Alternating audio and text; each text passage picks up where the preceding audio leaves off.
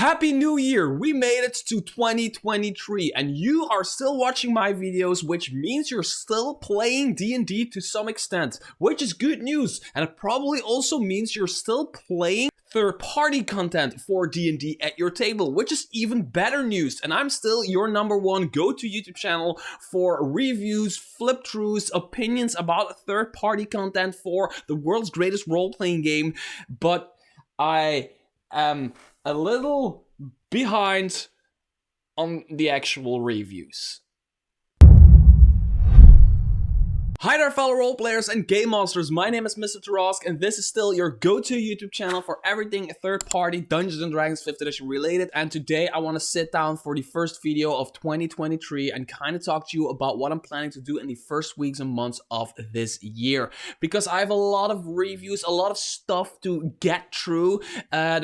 Some of these things are just slightly delayed due to December being such a busy month, and then I had a Kickstarter and all of that stuff going on. So what I want to do in this video is kind of go over a book by book, what each book that I'm trying to get through is, what it tries to offer to people that might want to pick it up, and why I am reviewing it on my channel. Now this is my physical pile of stuff. I also have digital stuff on my computer, PDFs and such. Then there's a few Kickstarters that are coming that I'm looking really forward to. There's a few books that still need to arrive that I'm looking forward to. So this is not everything that is coming on my channel, just to give you like an idea. If there's any of these that you really want to see first, or you really have like already have a few questions about and everything, make sure to drop that in the comments below. I will be there to answer your questions. I will flip through the book to find the answer or whatever. Without further ado, let's get into it. By the way, really quickly, links of all the books are in the description below.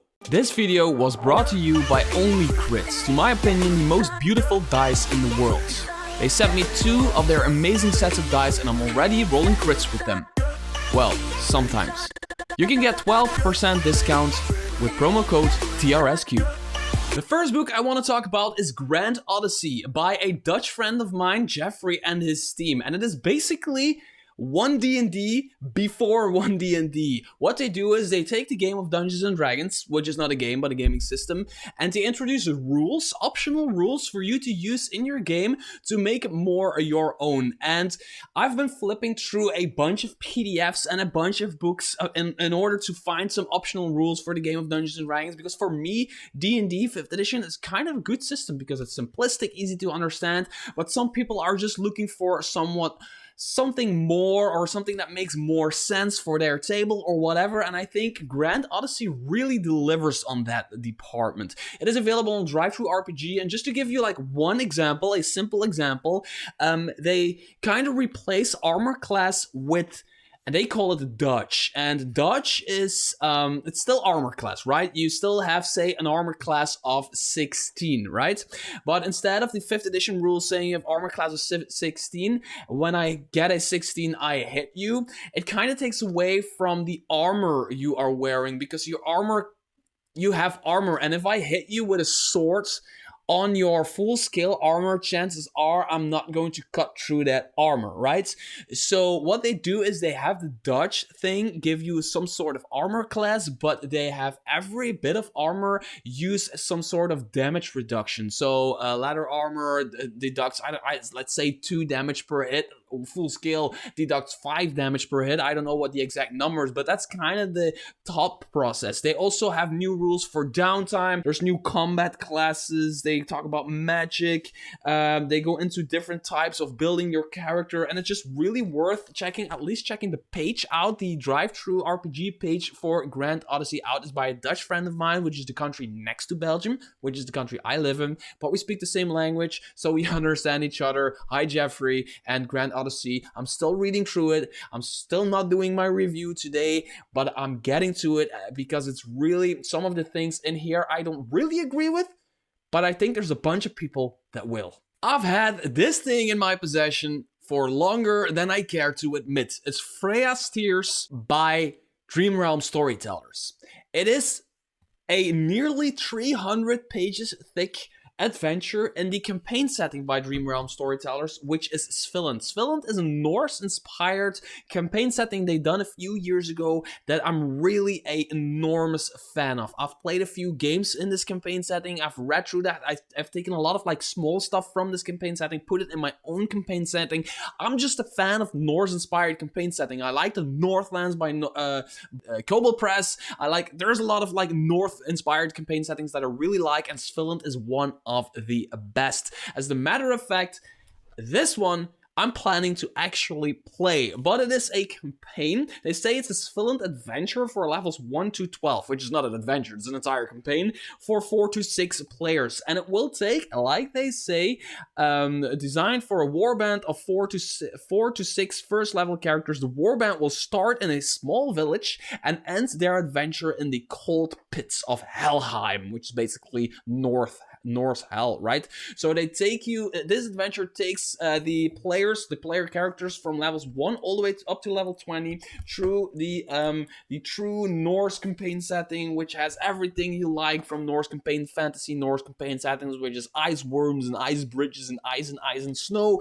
And yeah, I have been reading through this, but there's so much ground to cover here that it just takes a while for me to actually, and I want to be a few sessions in before I actually talk about this thing. But man, oh man, is this a work of art. Speaking of works of art, then there is Tomb of the Colossus Gods, which has just arrived on my doorstep. I just unpacked it, and it looks incredibly beautiful, but there is not much more to say about it. Join the fight. Tomb of the Colossus Gods is a dark, epic fantasy campaign and setting designed for the world's greatest role-playing game. Join an epic quest and battle against gargantuan monsters summoned by the mage Kalabashro, who are by arcane magic seeks to awaken the Colossus Gods who dwell deep below the ageless city. Now, I've talked about the Kickstarter for this, and the thing that I like about these kinds of books is they are incredibly thick, but you only need one. This is one of those books that has the classes, the feats, the spells, the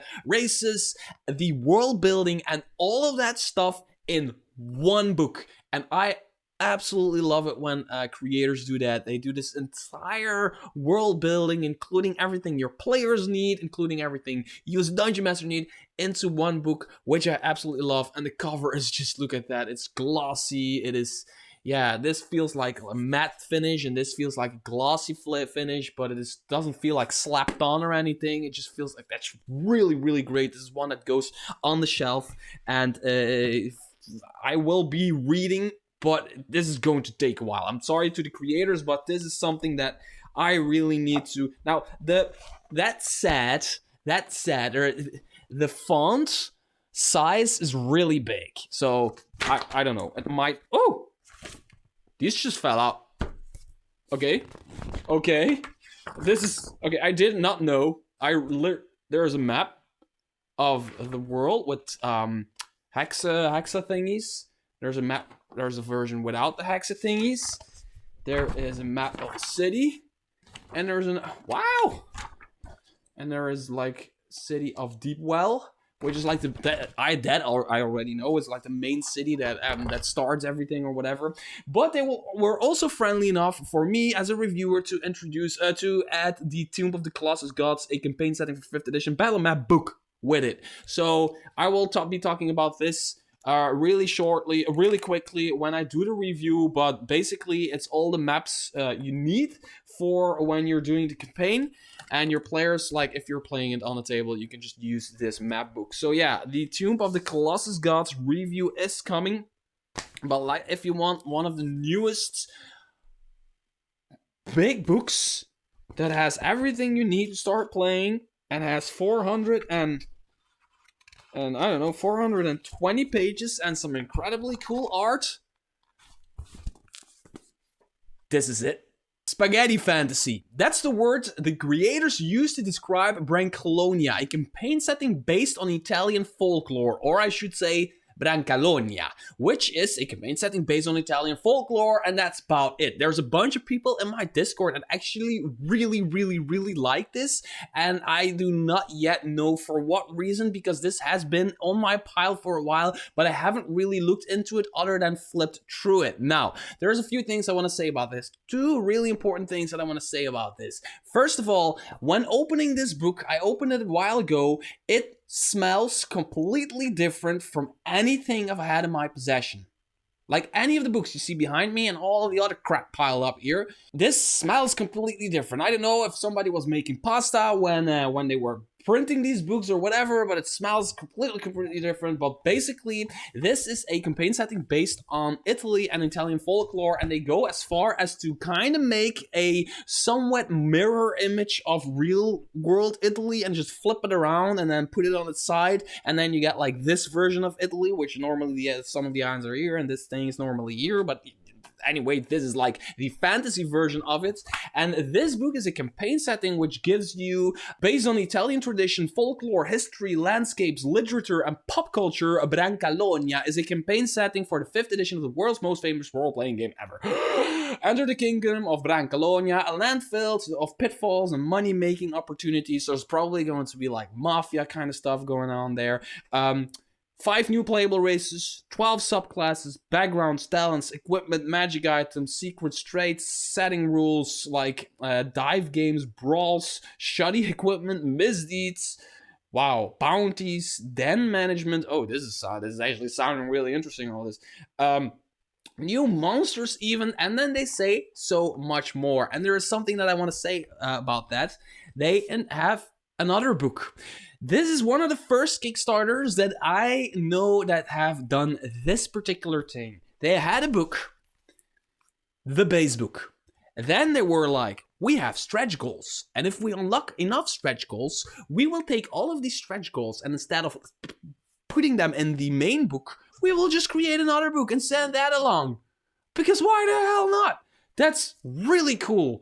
They have the Macaronicon. The Macaronicon, okay, I get it. See what you did there. The Macaronicon is the first official expansion for Brancalonia, the spaghetti fantasy setting for the 5th edition of the world's most collects every stretch goal unlocked during the crowdfunding launch campaign in the spring of 2020. Yes, 2020. I'm 3 years behind already. New options, weapon load of equipment, a ton of new spells, insights about many topics, new creatures, 7 new jobs. All of that stuff is in this book. So I think that for a Kickstarter is really cool and really well done. They actually, the spaghetti western setting and then all of these stretch goals are actually in here, which I like a lot. I like that a lot. So now that I'm reading the backs of these again, I'm really getting, like, actually really curious about what it is. And then from the same company, they also sent me Inferno, which is the first original 5th edition campaign setting, adapting Dante Alighieri's The Divine Comedy into a tabletop role-playing game. Yes, they've taken the Divine Comedy, which is a very famous, very old book story / poem thing about... It's, while you know it or you don't know it, look it up on Google. It is called the Divine Comedy, and it's basically what people have to go through if they don't listen to the word of God, blah, blah, blah, blah, blah. It's really cool. It has a monster book, and it has a Dungeon Master's Guide, kind of, and it has a player's handbook, and it doesn't interest me at all. Like, I'm not saying it's not good. It's probably some people, I know for a fact, some people in my Discord really like this, but I cannot get myself to start reading this for some reason. And so for me personally, it's just not my thing. I would bet $1,000 that it's probably very good for what it is. It's just not my thing. And that's perfectly fine. Right? Now, with the physical pile all taken care of, I want to talk about something that I've been talking about on my channel for a while now, which is the Thrones and Bones campaign setting, Norengard, which is a Norse campaign setting on Drive-Thru RPG that I only, by Lou Anders, by the way, that I only discovered a few weeks ago, and I still can't believe I didn't know about it before, because I'm a big fan of Norse Viking-esque campaign settings. I just like the vibe. And I'm going out there, I'm gonna say it, Thrones and Bones, Undergarden is probably the best one, especially the most fleshed out one out there. It's really, really good. So what I'm planning with it is an entire video, a big video. It's probably going to be pretty long, of me introducing people to the campaign setting, to the classes, to the stories, to the ideas, to what I think is great about it. Like a full review, not per se about the books, but more about the entire setting itself. So maybe not book per book or something like that, but I'm still figuring out how I want to do that. But I just wanted to quickly jump into this video and tell you, like, if you're looking for a Norse campaign setting that has quests, campaigns, adventures, classes, races, places, story, lore, that is just completely fleshed out, and it isn't even expensive to buy. It is on Drive to RPG. Please, for the love of God, click the link in the description below.